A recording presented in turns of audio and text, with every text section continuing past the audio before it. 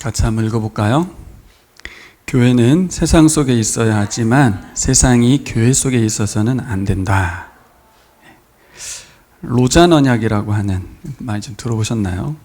스위스 로잔에서 기독교인들이 같이 모여서 선교대회를 해서 만들어낸 문서가 있습니다. 언약문인데 거기 12번의 영적 전쟁이라고 하는 항목에 나와 있는 내용입니다. 잠깐 읽어드릴게요. 우리는 우리가 악의 권세들과 능력들과의 부단한 영적 싸움에 참여하고 있음을 믿는다. 그 세력들은 교회를 전복시키고 세계 복음화를 위한 교회 사역을 좌절시키려고 한다. 우리는 하나님의 전신갑주로 자신을 무장하고 진리와 기도의 영적 무기를 가지고 이 싸움을 싸워야 한다는 것을 안다. 우리는 교회 밖에서 잘못된 이데올로기를 통해서뿐만 아니라 교회 안에서 잘못된 복음, 즉 성경을 왜곡시키며 사람을 하나님의 자리에 올려놓는 일을 통해서도 적들의 활동하는 것을 감지할 수 있기 때문이다. 따라서 우리는 성경적인 복음을 수호하기 위해 깨어 있어야 하며 분별력을 갖고 있어야 한다. 우리는 우리 자신이 세속적인 생각과 행위, 즉 세속주의에 대항할 수 있는 면역력을 갖고 있지 않다는 사실을 인정한다. 예를 들면 숫자적으로나 영적으로 교회 성장에 대해 주의 깊게 연구하는 것은 정당하고 가치 있는 일임에도 우리는 종종 이런 연구를 게을리하였다. 반면 또 어떤 경우에는 복음에 대한 반응에만 열중한 나머지 우리의 메시지를 타협했고 강압적 기교를 통해 청중을 교묘히 조종하였고 지나치게 통계에 집착한 나머지 통계를 부정직하게 기록하는 때도 있었다. 이 모든 것이 세속적인 것이다. 교회는 세상 속에 있어야 하지만 세상이 교회 속에 있어서는 안 된다. 네. 이 문장은 왜 갑자기 설교에 앞서서 봤냐면 에스더서 재밌죠? 네. 너무 재미있는 동화책 같은 이야기입니다. 오늘 본문만 봐도 너무 재밌어요. 꾸며낸 이야기처럼. 근데 그렇게 구경하고 읽기에만은 오늘 앞에 제가 영적 전쟁 글을 읽은 것처럼 이 내용을 사실로 접근해 보면 굉장히 무거운 이야기입니다. 한 민족이 완전히 없어질 뻔한 아주 위험한 이야기였거든요. 그 실시간으로 그 현장으로 들어가 보면 긴장감이 극도로 엄청난 이야기입니다. 마치 우리 12.3 계엄 때 저는 잤거든요. 뭔 일인가? 전 잤어요. 그런 청년들도 꽤 있었을 거예요. 무슨 일이지? 근데 어떤 분들은 잠을 못 이루고 심장이 터질 것만 같은 일이 펼쳐졌다고 생각한 채 국회로 간 분도 많고 국회로 가면서도 유언을 남기고 간 분도 있고 다시 얼굴 못 볼 수도 있다는 생각에 움직인 사람도 있는데 그만큼 자신들이 처한 상황에 따라 이 상황과 사건을 받아들일 느낌이 좀 다르거든요. 궁금했어요. 우리 진자매는 중국인으로서 한국에 시집와 살면서 계엄령을 보는 마음이 어떨까? 사람마다 좀 다르겠죠. 에스더서를 읽는 유대인들의 마음은 우리하고 다릅니다. 우리는 남의 나라 이야기의 역사의 한 장면이고 동화 같은 이야기로 읽고 있지만 그들의 입장에서는 이 이야기는 출애굽하고 똑같은 이야기예요. 출애굽이 이스라엘이 애굽에서 탈출해서 구원을 이룬 것처럼 페르시아 왕에 의해서 온 민족이 다 사라질 뻔한 사건에서 하나님이 구원해 준 이야기거든요. 그러니까 얼마나 이 이야기가 역사 가운데 중요한 장면입니까? 근데 이거를 그냥 재미있게 읽고 끝날 일은 아닌 거죠.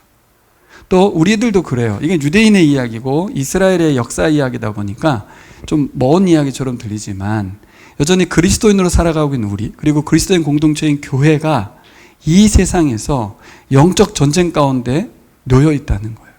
근데 영적 전쟁, spiritual warfare라고 말하는데 spiritual이라는 단어를 들으면 어떤 느낌이 드나요? 일단 신비적인 영역이라고 생각이 되죠. 가시적인 세상이 아니라 보이지 않는 세상의 전쟁 이야기. 근데 우리가 영화와 드라마를 너무 많이 봐가지고 영적 전쟁 그러면 무섭습니다.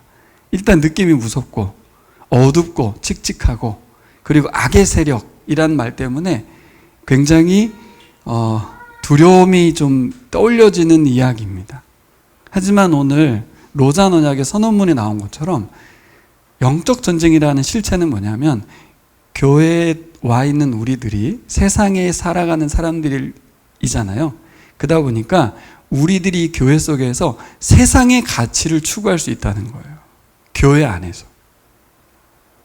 그래서 통계 조작이 일어날 수도 있다는 거 얘기한 거고, 또 세상과 분리돼 가지고 통계 같은 거를 해도 되고 사용하면 좋은데 그것도 분리해 버리는, 그것도 이제 영적 전쟁에 해당된다는 거예요. 성경만 본다 그 말이에요. 성경만 본다. 그것도 사단이 그 전략적으로 우리를 지혜롭지 못하게 하는 거고, 또 어떤 것이에요? 합리주의, 민주주의. 교회는 민주주의가 아니잖아요. 그렇죠? 말씀에 순종하는 하나님 왕 대신 공동체인데 민주적 절차를 가져오지 민주주의는 아니거든요. 교인이 주인이 아니잖아요. 그렇죠? 그러니까 자본주의와 민주주의 시대를 살아가는 우리들이 에스더서를 읽을 때 왕정시대 이야기고, 이해가 안 되는 여러 가지 문화들을 읽을 때 남의 나라 이야기로 읽지만 어떻게 해석하고 적용할 거냐. 근데 이게 굉장히 중요한 이야기입니다. 오늘 제가 제목을 잡은 것처럼, 제목이 뭡니까? 우리가 세상 속에서 하나님 나라 살아가기. 다른 말로 하면 세상 속에서 교회로 살아가기입니다. 왜 자꾸 제가 교회라고 말을 하냐면, 교회 그러면 건물이 떠올리지만 우리 건물이 없기 때문에 그렇진 않겠지만, 교인으로 살아가기 그럼 개인주의가 되기 때문에 교회로 살아가기라고 말했어요. 세상 속에서 예수님을 주인으로 섬기는 공동체로 살아가기라는 말입니다. 거기에 저는 가장 좋은 말씀이 에스더서인 것 같아요. 이것을 왕정시대 이야기와 문화를 좀 잘 비교 적용하면서 또 오늘날 시대에 맞게 잘 적용하면서 살아가라고, 해석하라고 말하고 있습니다. 여러분, 에스더서 이야기는요, 잘 보시면 위기에 처한 유다 민족을 구원한 이야기만이 아닙니다. 그럼 어떤 이야기도 담겨 있어요? 그들의 믿음의 결단과 행동을 통해서 세상을 구원한 이야기예요. 페르시아 나라를 구원한 거예요. 의도하지 않았는데 결과적으로 그렇습니다. 하만이라고 하는 인간이 페르시아를 완전히 망칠 뻔했거든요. 그런데 자신의 민족적 결단이긴 했으나 결과적으로 그들의 신앙의 행동은 큰 그림에서 하나님께서 페르시아 나라를 구하게 만드는, 결국 우리가 교회답게 살아간다는 것은 세상과 분리될 수 없어서 우리가 교회답게 살아갈 때 세상을 구원하는 일까지 연결되어 있습니다. 이 구원이라는 말을 단순히 예수 믿고 우리 교회 안으로 들어오게 한다는 말이 아니에요. 좀 확장된 의미로 보면 우리가 교회답게 살아감으로 사회가 어두워지는 게 아니라 밝아지는 것. 그들이 다 종교인으로서 기독교인으로 개종하진 않지만 그들이 살맛 나는 세상이라고 행복해지는 것, 그것이 구원입니다. 큰 틀에서 하나님이 원하시는 구원이에요. 결국 페르시아 왕이 참 어리석잖아요. 1장부터 읽어보면 얼마나 술잔치에 1년에 반년을 어떻게 전치를 벌입니까? 흥청망청. 그래도 나라가 돌아가는 것이 신기하죠. 잔치 계속 잔치만 벌이고 있는 제국의 황제. 그리고 모르드게가 그렇게 혁혁한 공을 세웠잖아요. 자신을 살해하려는 반역자를 신고하고 그것을 왕후 에스더가 신고했음에도 불구하고 상을 하나도 안 베풀었어요. 이게 정상적인 나라가 아닌 거죠, 지금. 그죠? 이런 일이 있을 수가 없는 거예요. 드라마 쓰려고 만든 거지 라고 생각할 정도로 어떻게 그렇게 반역자를 신고했음에도 불구하고 상 하나도 주지 않았냐는 거예요. 그만큼 아하수에로 왕은 멍청한 왕이었어요. 그 왕을 도운 사람들이 바로 모르드게와 에스더로, 그죠? 유다 민족이고 결국 하나님께서 제국을 통치하고 계시다는 것이죠. 이런 그림을 가지고 우리가 이 세상을 보아야 될 줄 믿습니다. 오늘 말씀이 단순한 유다 민족의 역사 이야기가 아니라 이 시대에 우리나라는 물론이고 온 세상을 통치하신 하나님, 그리고 그와 함께하고 있는 하나님의 사람들, 믿음의 사람들, 그들의 믿음의 결단, 행동이 어떻게 연결되어 있는지를 보는 눈이 우리에게 열리기를 소망합니다.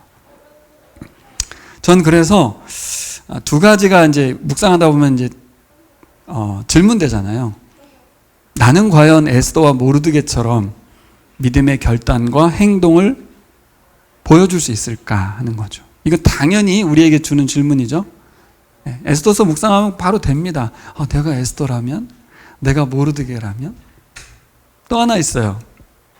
공동체적으로 우리 공동체는 과연 이 절체절명의 위기의 순간에 한마음 한뜻이 될 수 있는가 합니다. 이것도 묵상하면서 보이는 장면이에요. 좁게 보면 개인만 보이지만 전체적으로 보면 유다민족 전체가 이 위기 앞에 하나 되었거든요. 당연해 보이지만 절대 당연하지 않습니다.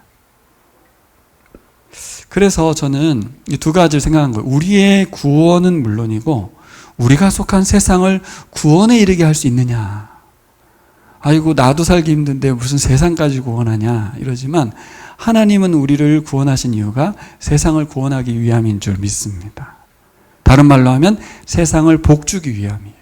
이 세상은 우리가 속한 관계, 공동체. 가장 가까이 있는 우리 가족들이 있겠죠. 패밀리가 있을 것이고. 두 번째는 학교나 직장이 있겠죠. 지역사회가 있고 나라가 있겠죠. 우리는 그런 것에 관심이 없어요. 에스더는 있었겠습니까? 에스더가 이 하만을 죽임으로 페르시아를 구원하려고 한 적은 없을 거예요.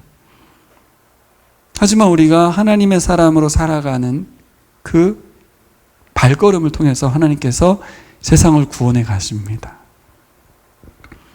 그래서 오늘 나를 위한 선택보다는 하나님을 위한 선택, 또 공동체를 위한 선택을 하며 살아가는 것입니다. 이렇게 성경이 우리의 삶을 좀 바꾸는 거예요. 모두가 자신을 위한 선택을 살 때 우리가 남을 위한 선택, 공동체를 위한 선택을 하는 이유가 뭘까? 하나님께서 이런 일들을 이루신다는 것을 성경에 보니까 써 있기 때문에 혹시 나의 선택도 그렇게 하나님께 사용될 수 있는 것일까? 혹시 이때를 위해서 하나님께서 나를 통해서 일하시는 것인가? 라는 해석을 하게 되는 거죠. 우리가 성경 묵상을 놓지 않고 계속하는 이유기도 하고 말씀을 살펴보는 이유기도 한 줄 믿습니다. 하나님께서 우리가 그렇게 살길 바라시겠죠. 근데 저는 이번에 세상 사람들도 그러기를 바란다는 생각을 해봤어요. 하나님이 우리가 하나님의 사람으로 하나님을 선택하고 공동체를 선택하길 바라지만 세상도 그걸 원하고 있다. 세상은 우리에게 뭘 원할까요? 너희들이 믿는 하나님이 진짜 하나님임을 보여줘라. 그거죠. 세상에 수많은 신들이 있다고 하고 종교가 있다고 하는데 너희들이 진짜임을 보여달라는 것이죠. 그건 세상이 요구하는 거예요. 두 번째는 뭘까요? 그 이유가 뭐예요? 그래서 우리가 이 세상에서 하나님을 섬겨야 될 이유를 보여달라는 거죠. 내가 기독교인으로 개종할 이유, 내가 예수를 주로 섬길 이유를 보여달라고 말하지 않겠습니까? 그렇죠. 결국 이게 연결되어 있는 것 같아요. 하나님도 바라는 바고 세상도 원하는 바다. 모르드게와 에스더 그리고 유다 민족들이 어떻게 이 땅, 이방 땅 페르시아에 살면서도 하나님 백성인 교회로 살아냈는지 그 원리를 우리 함께 살펴보면서 오늘날 우리에게도 적용해 봤으면 좋겠습니다. 자, 여러분들의 은혜를 가장 많이 받았던 부분입니다. 이 부분 같이 한번 나눠보고 싶은데요. 이때를 위해서 우리가 지금 여기 있다라는 이 관점입니다. 첫 번째로 우리가 생각해 봐야 될 거는 모르드게와 에스더는 세상 사람들, 당시 페르시아 사람들과 별 다를 바 없는 사람이었다는 거예요. 이건 우리에게도 똑같아요. 우리도 결과적으로 모르드게와 에스더가 엄청난 사람인 것처럼 보여지긴 하나 초기에 그들의 모습은 평범했어요. 에스더와 모르드게 그들은 어떻게 해요? 페르시아 나라에 살면서 자신들이 유다 민족인 걸 숨기고 살았습니다. 나중에 말하지 않았으면 아무도 눈치채지 못했을 거란 이야기입니다. 유대인들이 포로 교환을 3차례 하거든요. 3차례. 그죠? 페르시아에서 다 돌아가게 되는데 이 사람들은 돌아가지 않은 사람들이에요. 여러 가지 이유가 있었겠죠. 이유가 있었겠지만 디아스포라로 이주민으로 그냥 거기 살겠다고 결정한 사람들이에요. 안 좋게 보면 고국으로 돌아가는 불편을 감수하고 싶지 않았던 것이고 신앙적인 선택을 하지 않은 것이라고 볼 수 있어요. 난 그냥 여기서 살 거야 라는 거죠. 그리고 그 땅에 살면서 그들이 노력한 게 뭡니까? 성공을 위해서 노력했죠. 페르시아 궁의 신하가 되고 왕후가 되는 이 선택을 했습니다. 철저히 개인적으로 성공을 위해 살아간 사람들이라고 볼 수 있어요. 유다인을 만약에 드러냈다면 그 자리에 올라가지 못했을 거예요. 이처럼 저는 우리들도 세상 속에서 다른 사람들처럼 일상을 살아가는 것 같습니다. 성공을 위해 살기도 하고 진실을 숨기기도 하고 언제나 어디서나 믿음으로 살아가는 그런 사람들일 수는 없다는 거죠. 그저 그들도 동일한 사람일 뿐이었다. 근데 이 사람들이 언제 믿음의 길을 걷고 믿음의 사람이 되는가 하는 거죠. 언제 하나님의 원리로 살기를 결단하는 거죠. 위기의 순간이 왔을 때죠. 고난의 때가 닥쳤을 때. 모르드게와 에스더에게 닥친 위기가 그들의 신앙을 흔들어서 깨웠습니다. 하만이 모르드게에 대한 적개심을 확장해서 민족 전체를 말살하려는 시도가 시작돼요. 그 이유가 여러분 잘 아시는 것처럼 유다 민족의 원수였거든요. 그 하만의 이 족속, 아말렉 족속. 출애굽부터 시작된 이야기입니다. 오래된 아각 왕의 후예였던 하만에게 절하지 않는 모르드게의 이 행동 때문에 민족 전체가 위기에 빠져버렸어요. 이게 참 아이러니한 건데요. 여러분, 우리가 평범하게 살다가도 가끔 하나님의 은혜로 신앙의 결단을 하고 믿음의 행동을 할 수가 있잖아요. 그죠? 근데 그 결과가 생각지도 못한 민족의 위기로 이어졌어요. 이럴 때 정말 당황스럽죠. 나는 그저 믿음으로 그냥 한 것뿐인데, 이 나비 효과 아시죠? 예, 저쪽 남아메리카의 나비가 그 풍랑이 일어서 폭풍우가 되는. 이럴 때 우리는 어떤 생각을 합니까? 올곧게 모르드게처럼 계속 믿음으로 갑니까?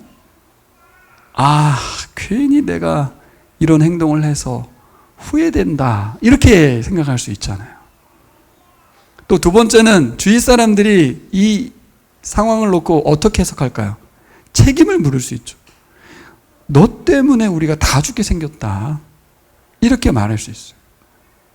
이 관점이, 이게 저 더 평범하다고 보고 이게 다 일상적이라고 봐요. 대부분 여기서 멈추죠. 괜히 내가 그동안 그냥 잘 숨기고 살았는데. 근데 예상치 못하게 오늘 말씀의 전개는 어떻게 돼요? 모르드게도 유다 사람들도 제가 말한 이렇게 행동하지 않아요. 모르드게는 믿음으로 가고 유다도 한마음 뜻으로 모여요. 이게 왜 그렇습니까? 이 모르드게의 개인적인 행동은 개인적인 행동을 넘어서 오래된 역사 가운데 일어난 유다 민족과 아말렉 족속과의 이 영적 전쟁의 일환이라는 것을 아는 거예요.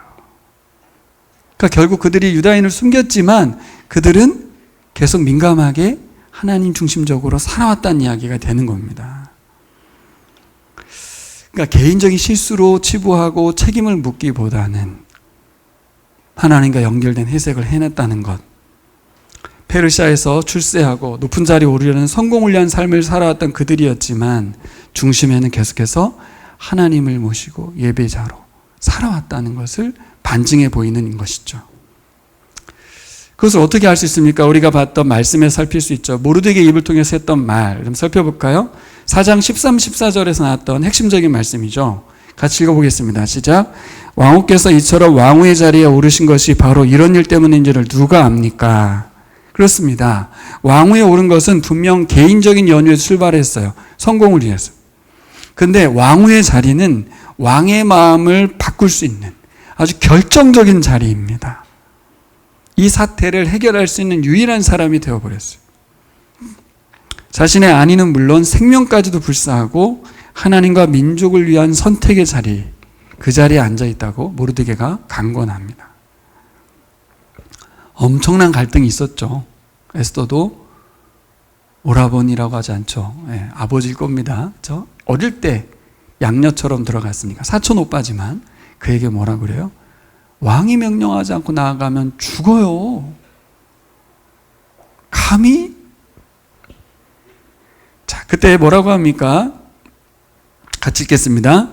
이런 때에 왕후께서 입을 다물고 계시면 유다 사람들은 다른 곳에서라도 도움을 얻어서 마침내는 구원을 받고 살아날 것이지만, 모르드게는 에스더가 이 상황에서 믿음으로 행동하는데 동참하지 않을 수도 있다. 그런다고 한들 하나님은 다른 사람을 통해서라도 유다 민족을 구원할 것이다 라고 말해요. 야, 어떻게 이런 관점이 가능하죠? 확신에 차서 말하고 있습니다. 이 두 관점이 저는 우리가 이 세상 속에 살아간 하나님 나라 원리라고 생각합니다. 여러분, 이것을 우리가 붙들어야 될 줄 믿습니다. 하나님의 선하신 계획은 인류 역사 가운데서 계속 펼쳐져 왔다. 이게 성경의 이야기 아닙니까? 그런데 어떻게 하나님께서 펼쳐왔습니까? 믿음의 사람들의 순종을 통해서 이루어왔어요. 반면 자신의 생명을 보존하기 위한 선택을 한 사람들도 많아요. 둘 중에 하나인 거죠. 하나님께서는 인류를 통치해 오셨는데 그 과정에서 하나님의 손과 발이 되어서 순종하면서 믿음의 결단을 통해서 순종하며 행동할 것인가? 아니면 아니야, 이러다가 내가 죽을 수가 있어 라고 발을 빼고 자신만을 택할 것인가? 이 두 가지 선택이 항상 놓여 있었습니다. 근데 이 사람들은 어떤 사람이었어요? 출신이 유다민족이었으나 자신들의 고국에 귀환하지 않았어요. 여기에 그냥 눌러 앉아버렸어요. 그리고 출세했어요. 이방 나라의 왕궁의 신하가 되었어요. 왕후가 되었어요. 하지만 그들은 신앙의 행동으로 바꿉니다. 자신이 유다민족을 숨기고 그 자리에 올라가 살고 있지만 어떤 신앙이 여전히 있어요? 여전히 하나님 우리를 버리지 않으셨다. 하나님 나와 함께하고 계시다. 근데 이 나와 함께하고 계시다는 건 이 시대 언어인 것 같고, 당시 언어는 하나님이 우리 민족을 버리지 않으셨다라는 생각인 거죠. 이게 모르드게에게 있었어요. 하나님은 우리를 버리지 않았다. 성경을 읽을 때 이 개인주의 시대를 살고 있는 우리는 항상 개인적으로 해석되지만 항상 고대 사람들은 우리라고 하는 공동체로 해석이 됐어요. 나는 버릴지라도 우리는 버리지 않는다는 생각이 늘 있는 거죠. 모르드게에게도 있었을 겁니다. 그분이 하나님이세요. 이게 어떻게 형성된 믿음일까요? 어떻게 형성된 가치관일까요? 이게 바로 하나님의 말씀에 의해서, 그리고 토라에 기록된 하나님의 구원 역사에 의해서. 개인보다는 항상 하나님은 이스라엘 전체에 대한 약속을 이루셨고 이스라엘을 버리지 않았다는 것을. 가장 결정적인 게 어디에 나와 있습니까? 에스라 느헤미야의 바로 이 시대를 배경으로 하는 페르시아 배경의 포로 귀환이 있거든요. 바벨론의 포로로 잡혀갔는데 70년 만에 아무 이유 없이 그들이 다 고국 땅으로 돌아갔습니다. 제2의 출애굽이잖아요. 그죠? 하나님은 살아계신데 두 번이 있었어요. 하나는 이집트 땅에서 탈출. 그죠? 두 번째는 바벨론 땅에서 탈출이었어요. 그러니 아브라함에게 했던 약속 있잖아요. 내가 너로 인하여 민족을 이루고 세상 모든 민족이 너로 복을 받을 것이라고 했던 이 아브라함과의 약속이 계속되고 있음을 모르드게는 알고 있는 거죠. 자, 중요한 건 우리예요, 우리. 우리입니다, 우리. 뭐 이들은 그렇다 치고 우리는 어떻습니까? 하나님은 교회를 마지막 순간까지 하나님의 도구로 사용하시고, 그죠? 교회를 통해서 세상에 복 주신다는 약속을 이루실 줄 믿습니다. 우리가 세상을 살아갈 때 당당한 이유가 우리가 뭘 잘해서, 뭐 어떻게 해서, 뭐 내가 부자가 되고 뭐 높은 자리에 올라서가 아니라 하나님께서 교회를 통해서 세상을 복주기 원하신다는 그 약속을 이루시는 분이라는 걸 믿기 때문에, 내가 교회이기 때문에. 그래서 우리는 교회를 다녀 요즘 기독교인이야? 라는 욕을 먹고 있는 시대에도 우리가 당당한 이유는 우리의 윤리적인 문제와 우리의 어떤 업적 때문이 아니라 하나님의 신실하심 때문인 줄 믿습니다. 모르드게도 그래요. 자기가 유다인을 숨기기도 했고 출세를 위해서 술수를 안 썼을 리가 없고 개인적인 욕심에 의해 살아갈 수밖에 없는 사람일 수도 있겠지만 그게 하나님께 대한 그 신실하신 하나님께 대한 신앙이 그에게 중심이 있었다는 거. 우리도 결국 그거밖에 없어요. 여러분, 내가 지금까지 어떻게 살아왔든지요, 우리들에게 적용해 봅니다. 지금 이 순간, 이 자리에, 이 공동체 가운데서 우리는 어떻게 살아가야 될 것인가 할 때 오늘 말씀이 우리에게 제안하죠. 네가 이 위기에서 중요한 역할을 했으면 좋겠다. 왜 꼭 나야 돼? 왜 꼭 우리여야 돼? 라고 할 때 모르드게는 뭐라고 하냐면 그게 우리였으면 좋겠어. 우리 둘. 그게 너였으면 좋겠어. 라는 거예요. 이때를 위해서 네가 왕후가 된 줄 누가 아느냐? 이렇게 말하잖아요. 전 여기에서 우리 교우들에게 이런 말을 해주고 싶어요. 여러분 곁에 모르드게와 같은 사람이 있는지, 나에게 이 말을 해주는, 이때를 위해서 네가 이곳에, 이 위치에 이런 것들을 소유하고 있는지 몰라 라고 말해주는 사람. 두 번째는 어떤 사람? 나도 모르드게처럼 어떤 누군가에게 말해줄 수 있는 사람 있는지.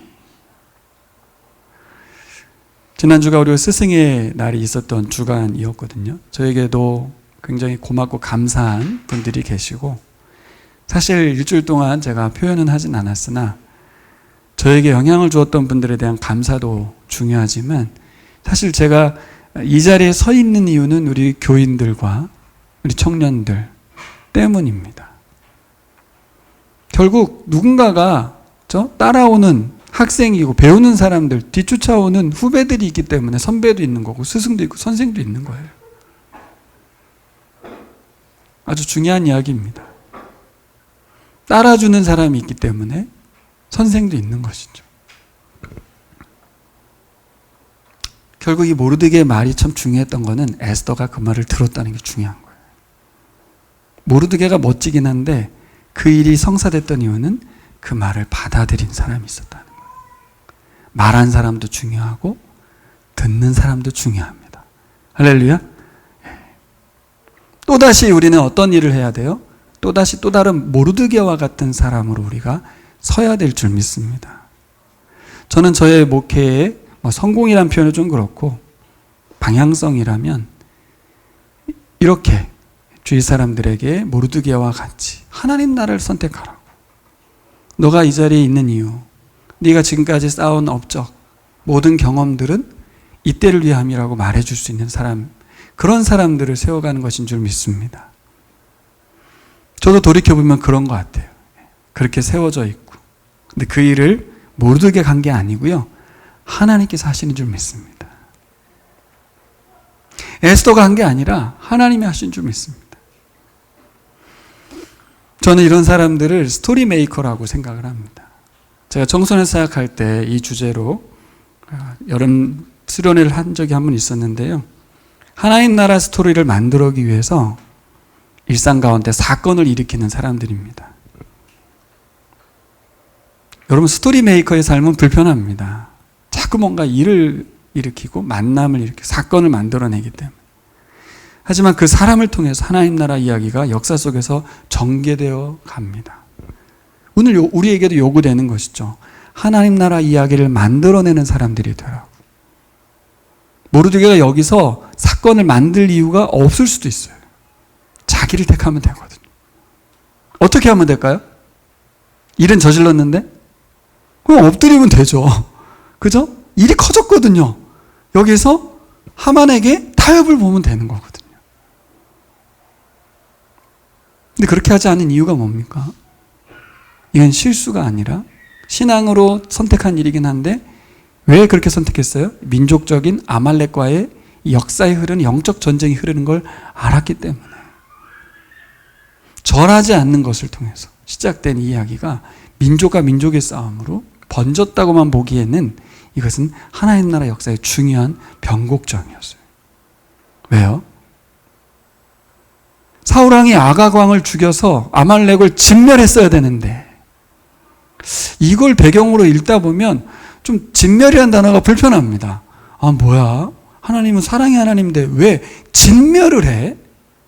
그 왕 하나 안 죽였다고 사울왕을 저런 식으로 몰아붙여? 이렇게 보이는 게 우리의 입장이에요. 근데 왜 아각 왕이 죽었어야 되는지, 왜 아말렉 족속을 이스라엘이 진멸했어야 되는지는 오늘 이 하만을 통해서 나타나죠. 하만이라는 인간이 어떻게 합니까? 모르드게 하나 죽이는 게 아니라 이스라엘 전체를 죽이는 일에 페르시아 왕을 동원해서 하잖아요. 왜 그가 죽었어야 되고 왜 그때 일이 끝났어야 되는지 우리는 모릅니다. 하나님 너무하셔. 왜 가나안 땅에 있는 칠족속을 다 죽이려고 하셨어? 너무하신 거 아니야?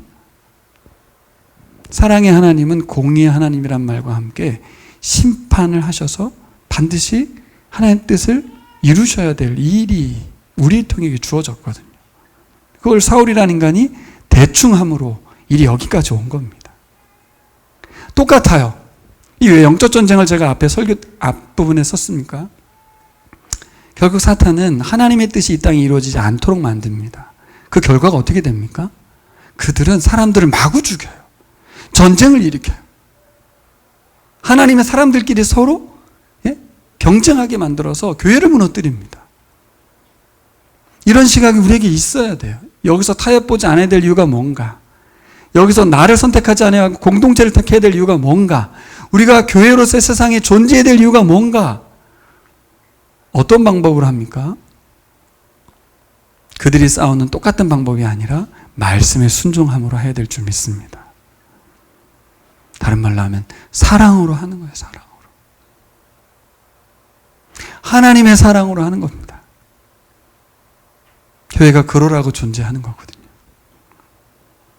세상은 힘으로 하잖아요. 하만은 힘으로 하잖아요. 그렇죠? 아하수에로도 힘으로 하잖아요. 그렇죠?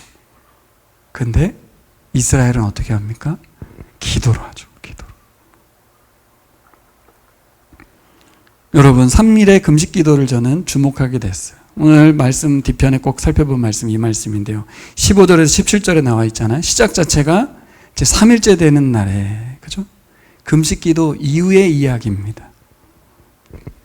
모르드게의 강권을 들은 에스더가 결단하잖아요.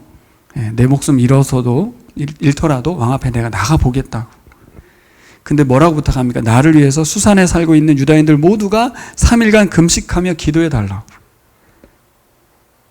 이 3일의 금식 기도는 누구 입에서 나온 겁니까? 모르드게 입에서 나온 게 아니고 에스더 입에서 나왔어요. 에스더 입에서. 하나님 나라 이야기를 써보자는 제안에 대해서 금식 기도로 화답을 했어요. 그러면서 뭐라고 하냐면 오빠 아니면 아버지 금식 기도해줘. 이게 아니라 유다 민족 전체가 기도했으면 좋겠습니다. 이게 참 중요한 장면입니다. 우리가 지난 사순절 기간 고난 주간에 우리 교우들이 함께 금식 기도 결단해서 하고 부활주일날 나눔을 해봤잖아요. 여러분도 그 영적인 기간을 보내봐서 느끼실 텐데 만약에 우리 교인 모두에게 3일간 식음을 전폐하고 다 같이 기도합시다 라는 제안을 하면 여러분 어떨 것 같습니까? 절체절명의 순간이기 때문에 모두가 한 마음으로 동참할까요? 이 시대는 정말 어려운 이야기입니다. 진짜 어려운 이야기. 모두가 다 절체절명이라고 생각을 할까? 여기서 사람들이요, 나는 유다인이 아니요 하고 도망갈 수가 있어요.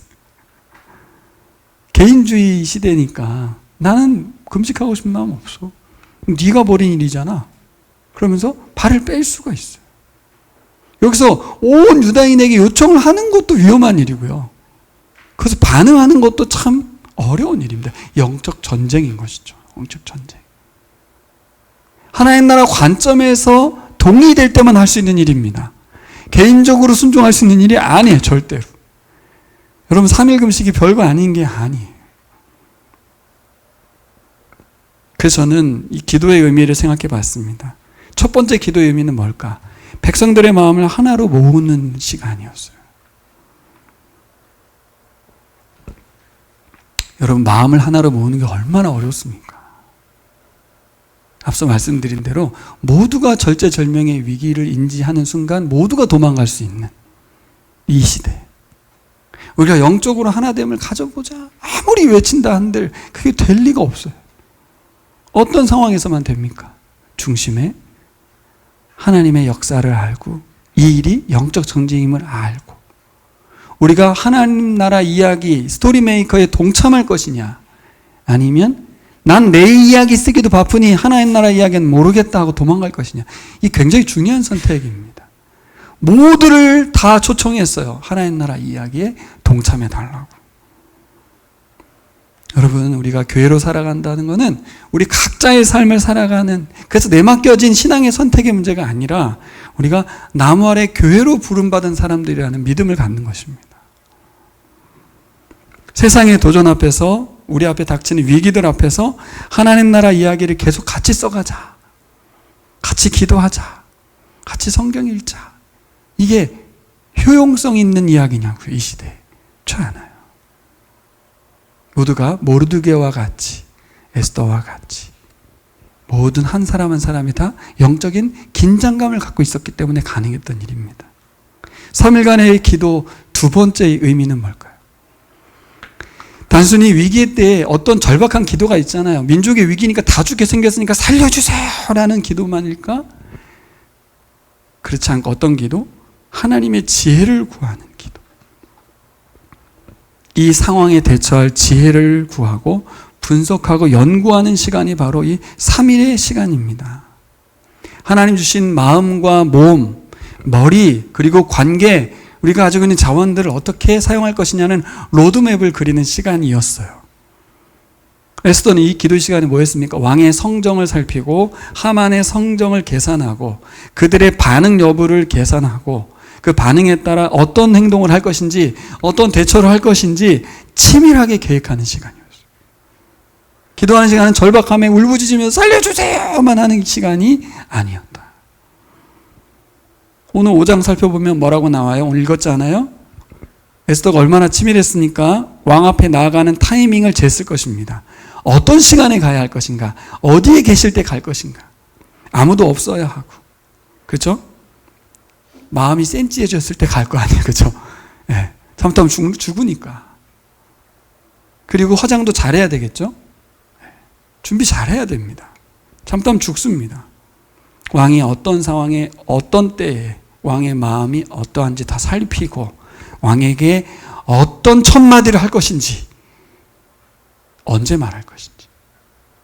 근데 보면 여러분 조급한 마음에 왕에게 급히 뭐라고 말했어요? 왕이 예상치 못한 말을 했죠. 나라의 절반이라도 줄게. 절대 예상하지 못하는 말입니다. 그때 급 흥분해서 말하면 안 되죠. 근데 그런 말을 예상할 수 있죠. 그렇게 떠버리 왕이라는 걸 알았겠죠. 에스더는 왕과 하만을 위한 잔치를 2번 계획했습니다. 저는 한 번만 할 사람이에요. 절대 2번 하지 않습니다. 급한 사람이거든요. 이 사람은 2번이나 계획했어요. 첫 번째 말하지 않아요. 와, 이게 엄청 뜸들이죠. 왕의 마음을. 다 이게 어디서 왔습니까? 바로 이 금식하는 이 시간에 하나님께 지혜를 구하면서 자신의 로드맵을 짰습니다. 이 금식 기도 시간은 결정적으로 저는 이게 더 큰 의미가 뭐냐면 하나님의 왕이심을 인정하는 시간이라고 저는 봅니다. 이 금식하는 시간이 어떤 의미가 있을까를 계속 묵상해 봤어요. 일주일 동안 계속. 이 금식하는 기도하는 건 뭘까? 어떤 의미가 될까? 그래서 여러분 생각해 봤어요. 하나님을 왕으로 섬긴다는 게 뭘까? 내가 주인이 아니고 내가 하나님을 왕으로 인정하며 살아가는 삶이라는 게 뭘까? 여러분, 사람이 위기를 만나면 어떻게 하지 일반적으로? 자신의 연약함을 인정하고 하나님께 기도하고 뜻을 구합니까? 그렇지 않습니다. 하나님 위기를 만나면 어떻게 하냐면 무조건 내 마음이 가는 대로 합니다. 본능이에요, 본능. 그리고 도망칩니다. 희생하지 않아요. 위험을 감수하지 않습니다. 두려움이 앞서기 때문에. 더구나 왕과의 관계잖아요. 그렇죠? 절대 군주와의 관계입니다.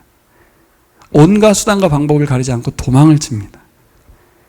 심지어는 목숨이 위태로워서 신앙마저도 던져버리는 게 사람입니다. 결국 우리 앞에 닥친 위기 상황은 내 인생의 주인이 누군지 드러내는 시간이 돼요. 딱 위기에 닥쳤을 때 그가 하는 말과 행동은 그의 주인이 누군지를 보여줘요. 그리고 도전을 해옵니다. 이 상황에서 하나님을 왕으로 선택할 것인지 네가 왕할 것인지 선택하라. 인생에서 계속 펼쳐지는 것이죠. 우리에게 닥친 위기, 특별히 교회 앞에 닥친 위기는, 그렇죠? 이 유다 민족 앞에 닥친 위기, 이스라엘 민족 앞에 닥친 위기는 뭐예요? 하나님 나라 백성으로 살아갈 것인지 아니면 페르시아인으로 끝날 것인지. 그 첫걸음이 이들의 반응이 뭐였습니까? 금식하며 기도하자 하였어요. 에스더의 왕후의 요청이 왕후의 권력으로서 행해진 게 아니잖아요. 이스라엘의 한 사람으로서. 이스라엘 백성은 그럴 수 있잖아요. 자기는 호의호식하면서 왕후 자리에 올라가더니 그 오빠랑 이 민족을 위기에 빠뜨려 이럴 수 있는 거거든요. 생각하기 나름이잖아요. 근데 이번에 중요한 말씀 하나 봤습니다. 여러분 같이 읽어보겠습니다. 시작. 왕의 마음은 흐르는 물줄기 같아서 주님의 손 안에 있다. 주님께서 원하시는 대로 왕을 이끄신다. 제가 이 말씀을 잠언 21장 1절에 이런 말씀이 있구나. 진짜 이런 말씀이 있나? 와. 왕이라는 존재가 심지가 굳어서 견고한 존재가 아니라고 성경은 써 있어요. 근데 저 왕의 마음에 왕이 누굴까요? 나다. 저 말씀은 왕이라는 존재를 정확하게 보여주는데 왕은 사람이라는 거예요. 사람의 마음은 흐르는 물줄기 같아요. 주님의 손 안에 있어요. 그게 왕입니다. 굉장히 권력을 갖고 있는 것 같고 권세를 부리고 있는 왕일지라도 하나님 손에 있어서 하나님께서 통치하는 사람일 뿐입니다. 주께서 원하시는 대로 왕을 이끄신다. 오늘 아하수아의 왕의 마음을 하나님께서 움직이시죠. 할렐루야. 이 가치를 붙들고 사는 사람들이 하나님의 백성이고 하나님의 자녀인 줄 믿습니다. 우리가 교회로 살아간다는 것이 이 가치였으면 좋겠어요. 근데 사람들이 무섭거든요, 사실. 권력을 가지고 있는 존재 무섭거든요. 세상이 커 보이거든요. 그러니까 세상 앞에 갔을 때 교회는 굉장히 위축되는데 하나님의 저 말씀을 믿는다면 좀 느낌이 다르지 않습니까? 왕이 사람이고 그의 마음은 흐르는 물과 같아서 하나님 손에 있다. 우리도 하나님 손에 있는 사람들이고 저들도 하나님 손에 있습니다. 누구를 왕으로 섬기냐에 따라서 상황이 역전되는 거예요. 우리는 어떤 사람들이에요? 하나님 왕 되심을 인정하는 사람들. 저 사람들은 어떤 사람들이에요? 자신들이 왕인 사람들. 자신들의 마음대로 할 거기 때문에 하나님의 마음을 이길 수 없겠죠. 그렇죠? 우리 삶의 현장에 펼쳐진 수많은 상황들과 위기를 생각해 보면 하나님이 직접적으로 개입하시고 기적을 일으키는 일이 많은가요? 어때요? 우리 재현자매. 여러 가지 상황들을 보면 하나님이 직접 개입이 많아요? 거의 없습니다. 이 시대에는 거의 없어요. 그러면 어떻게 하나님이 일하십니까? 잘 보면 거의 대부분입니다. 99% 이상이 사람들의 믿음의 행동을 통해서 일하세요. 그 기도 시간에 하나님께 주신 마음, 말씀에 순종할 힘을 얻어서 믿음으로 행동하는 거예요. 누가 그렇게 했습니까? 에스더가 그렇게 했습니다. 금식하며 기도하는 시간에 얻은 지혜로 왕을 상대합니다. 하나님이 하신 거예요? 에스더가 하고 있잖아요. 에스더가. 평정심을 유지하고 조급하지 않게 로드맵을 가지고 대처했습니다. 이 모습이 뭐예요? 바로 하나님을 왕으로 섬기는 사람의 모습이에요. 기도했기 때문에 그렇다. 불교인도 하죠. 이슬람교인도 기도합니다. 기도하는 시간에 뭘 기도했느냐가 중요하고 그 기도의 결과가 어떻게 드러나냐는 더 중요하죠.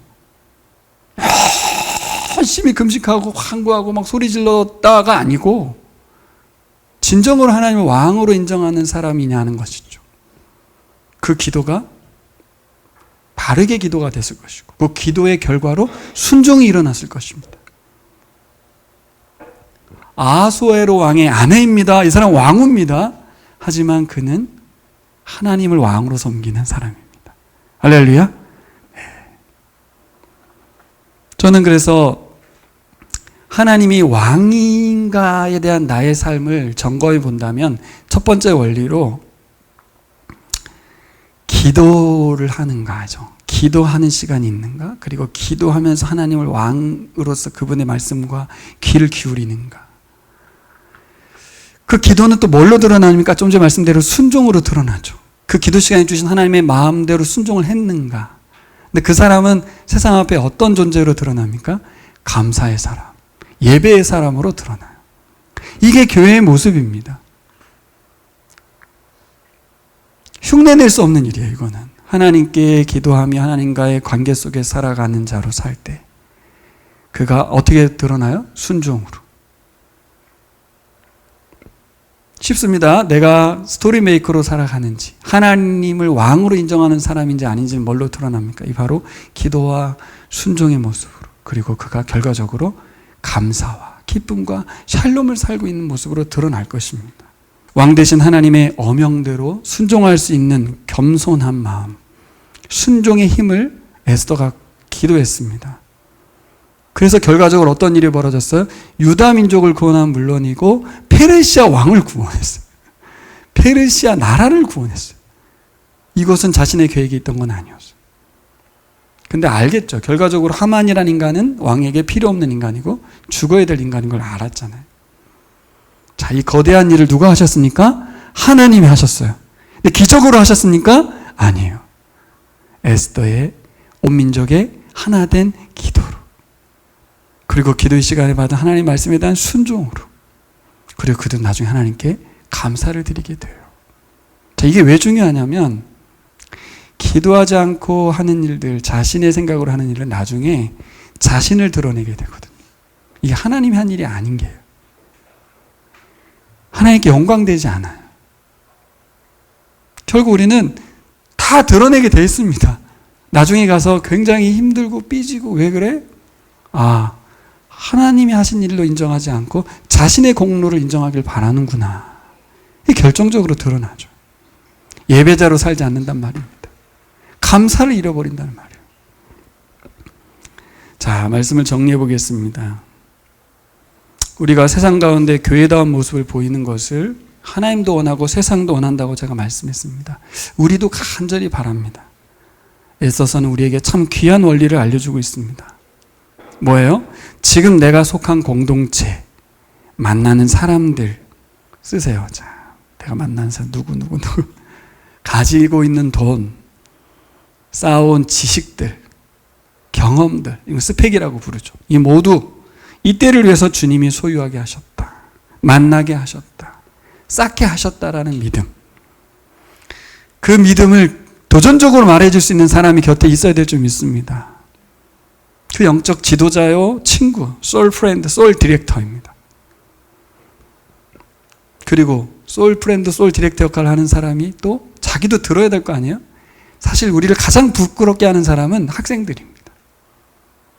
목회자로서 저를 가장 두렵게 하는 사람은 성도들이에요.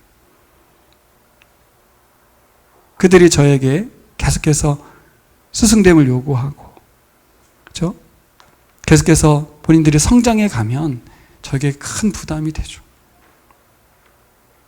결국 우리의 학생들, 자녀들이 엄마 아빠에게 해주는 말들, 엄마는 하나님을 섬기면서 왜 그렇게 살아? 그러면 제 머리를 맞는 거죠, 그냥.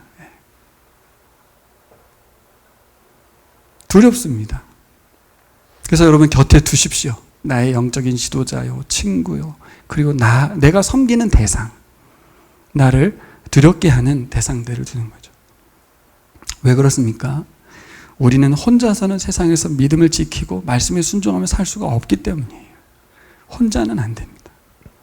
함께 금식을 요청할 공동체가 있어야 될 줄 믿습니다. 여러분이 교회 전체에게 말하기는 좀 어렵더라도요, 목장 식구만큼은 금식을 요청할 수 있으면 좋겠어요. 이게 쉽지 않은 말입니다. 목장 식구들에게 밥 먹지 마, 같이 기도해. 이게 쉽지 않은 이야기입니다. 그런 말을 할 수 있는 공동체가 있다는 게 얼마나 감사해요. 그렇죠? 금식을 요청할 만한 공동체가 있다는 것. 그리고 금식 기도에다가 요청할 믿음과 용기가 있어야 됩니다. 에이, 사람들 불편하게 무슨 금식이야. 그냥 기도해달라고 하면 되지. 하나님 나라 이야기에 같이 동참해달라고.